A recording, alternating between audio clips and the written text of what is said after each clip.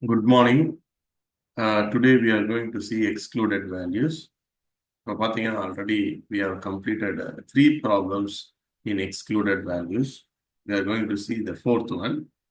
இப்போ பார்த்தீங்கன்னா இந்த fourth oneல வந்து they have given the problem and we know that always for excluded values என்ன செய்யணும் அப்படின்ட்டு உங்களுக்கு தெரியும். அதாவது denominator equal to 0. இப்போ டினாமினேட்டர் வந்து முதல்ல 0 பண்ணா நம்ம எக்ஸ்க்ளூடட் வேல்யூஸ் கெட் பண்ணிடலாம். ஸோ அதனால X cube plus X square minus 6x equal to 0. Okay, இப்போ 0 பண்ணிட்டோம். இதை எப்படி ஃபேக்டரைஸ் பண்றது பார்த்தீங்கன்னா, நான் இந்த மூணு டேர்ம்லையும் எக்ஸ் காமனா இருக்கு.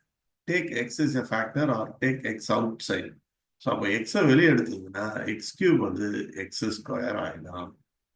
And X square has become x minus 6x x போச்சுன்னா minus 6 equal to 0.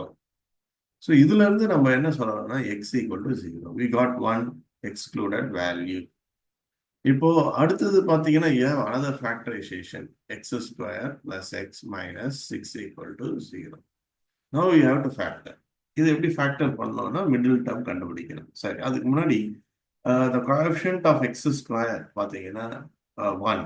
Because there is nothing. அங்க ஒண்ணுமே இல்லைன்னா 1. Constant பார்த்தீங்கன்னா you have minus 6. So take minus 6. When you multiply, you will get 1 into minus 6 is minus 6. சரிங்க sir, இது okay. Now we have to find middle term. So the middle term can be find out by 3 into 2. 3 into 2 பார்த்தீங்கன்னா உங்களுக்கு வந்து 6. ஆனா நமக்கு minus வரணும். Add பண்ணா உங்களுக்கு வந்து பிளஸ் 1 வரும். ஏன்னா கோஎஃபிஷியன்ட் ஆஃப் எக்ஸ் வந்து இங்க பாத்தீங்கன்னா 1 தான். சரி, அப்போ நம்ம என்ன பண்ணலாம்? now we put minus here.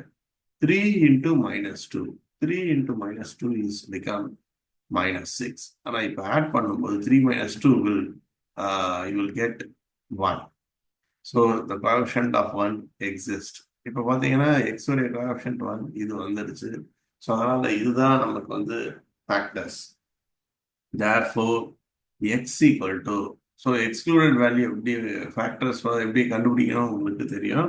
இப்போ பிளஸ் 3 இருந்தா minus 3 and x equal to minus 2 இருந்தா பிளஸ் 2. ஸோ இதுல இருந்து நம்ம ஐடென்டிஃபை பண்ணியாச்சு. Now you can write the values, the excluded values. பார்த்தீங்கன்னா இப்போ என்னென்ன excluded values? 0, minus 3 and 2. Okay, so இதெல்லாம் பார்த்தீங்கன்னா உங்களுக்கு ரொம்ப ஈஸியான கொஸ்டின்ஸ். இது வந்து எக்ஸாமில் வந்தால் நம்ம அட்டன் பண்ணால் வில் கெட் 2 marks. ஸோ கொஞ்சம் நல்ல ப்ரிப்பரேஷன் பண்ணுங்க. எக்ஸாம் பாயிண்ட் ஆஃப் வியூ நல்ல ப்ராக்டிஸும் பண்ணணும், அதுவும் ரொம்ப இம்பார்ட்டன்ட். Okay, thank you.